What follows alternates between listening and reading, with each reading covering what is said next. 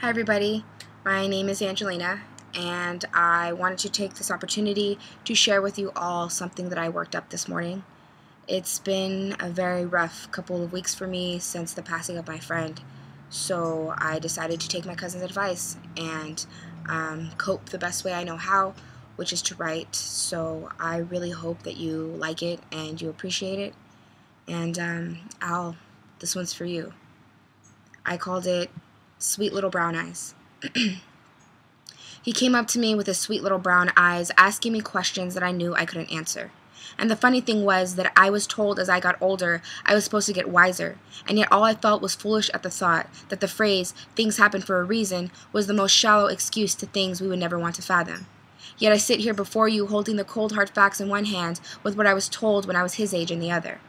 There are no explanations for why souls are taken unjustly or why lives are ended abruptly, and I knew that giving him those words as food for thought wouldn't satisfy his craving for the inevitable why. But how else can I provide a safety net for realities that are so horrific and unfair? Is it better to tell him that he should care less because then the hurt won't be so real? Or is it wrong to force him to feel loss, pain, and the anguish of seeing a box lowered gently into the ground, unaware of the amount of tears that will fall, nightmares to be had, and memories to be lost? Is it better to tell him to not get caught up in laughter and the joy of knowing someone so good and true that the moment you hear the words, "they're gone," you feel a part of you has been taken with them?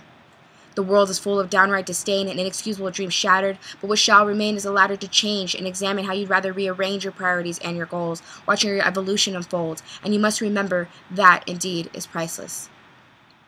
When he came up to me with his sweet little brown eyes, asking me questions I knew I couldn't answer, I felt like turning my back on him for that significant moment, because what welled up in the corner of my eyes would perfectly describe how I've been branded by the sweet hand of yes, they were my friend, and when I saw them till the end, I hung my head low for quite some time, because if I was forced to look up into that blinding sun, I knew my anguish would come undone, like a box filled to the brim of my undying whys, because I felt like I had been lied to, like I was set up to nothing but the aches of a heart that saw him standing on his 2 feet, with the ground slowly falling beneath him. But I continued to hold trust and whatever form of faith, hoping that I would actually feel the words that say things are going to get better than this, not just for me, for her, or for him, but for all of us watching, ignoring the ticking of the clock of his life, letting our beautiful fears subside, because it was taking place in front of our eyes. It is times like those when you realize mortality is as precious as the cries of a newborn at midnight, and you can hold on tight all you want to the happily ever afters and the dream come trues, but ultimately reality will find you, and it will kick you down and leave you for dead, unless you choose to get up and tell the world that you haven't been fed enough of what they're serving, and though it hurts like hell to know you'll be walking on this earth with nothing but their footprints as their reminder that they lived and breathed, you refuse to believe that there is no light at the end of this wretched tunnel, that at the end of the day, the sun comes rising again as a cue that though we feel lost and broken like a piece of our world has been stolen, we will continue shining, defining those we've lost along the way, that they are the reason there are any brighter days to look forward to sunbathe in. As this world is full of downright disdain and inexcusable dreams shattered, but what shall remain is the ladder to change and examine how you'd rather rearrange your priorities and your goals, watching your evolution unfold, and you must remember that indeed is priceless.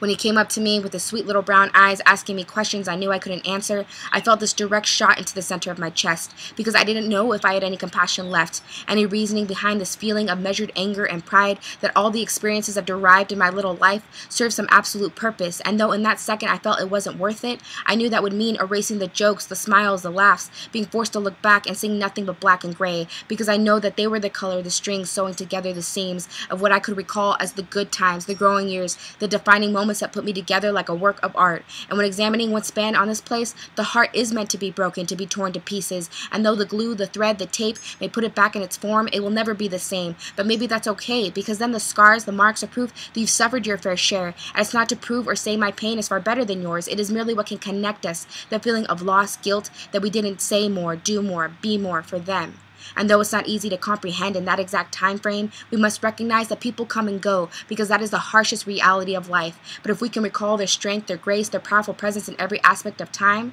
that can live on as the aid for their young ones, their loved ones, that regardless if they have passed on, we can combine what we know best, take every piece of humanity we have left, and wear it like the cape of this hero, because we will rise from ground zero. We will learn to feel, to love, to laugh again. And even I can admit that I hold doubt for that optimism as close as I hold the memory of their living proof, but I can still string together my hope for that pigment of truth. So when he comes to me with his sweet little brown eyes, I can say to him, this world is full of downright disdain and inexcusable dreams shattered, but what shall remain is the latter, to change and examine how you'd rather rearrange your priorities and your goals, watching your evolution unfold. And you must remember